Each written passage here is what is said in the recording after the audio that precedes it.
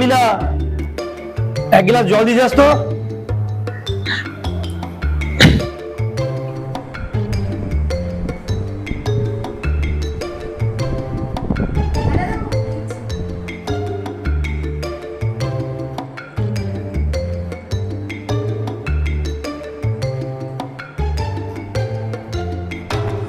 দাদা বাবু, জল।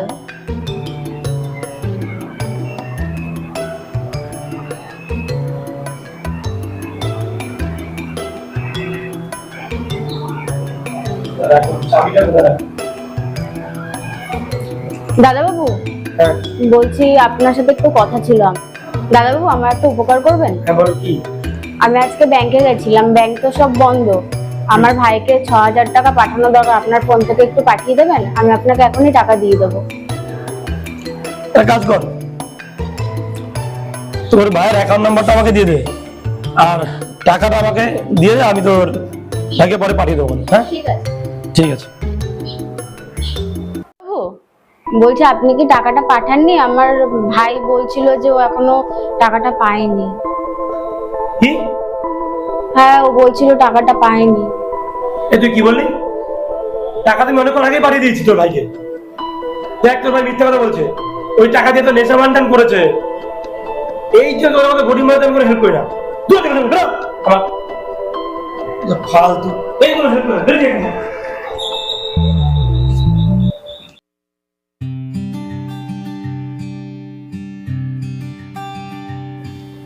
রাজীব, কি হয়েছে তোর? এসছিস, বস। তোর কি হয়েছে বল? শুয়েছিলাম। আরে জানিস কি হয়েছে? তোদের গ্রাউন্ড ফ্লোরে আমার মানিব্যাগটা হারিয়ে গেছিল। আরে তোদের ওই কাজের দিদি আছে না, মিনাদি, ও আমাকে পেয়ে দিয়েছে মানিব্যাগটা।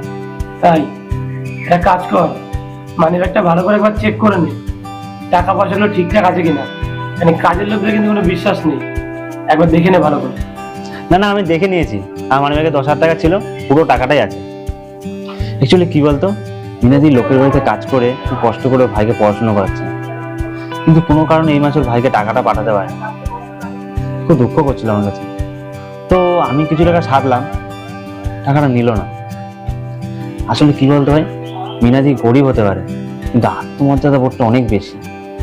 আমার ভুল হয়েছে, মিনার টাকাটা আমার এভাবে নেওয়া ঠিক হয়নি। ওর টাকাটা আমি আজ ওকে ফিরিয়ে দেবো। মিনা শোন,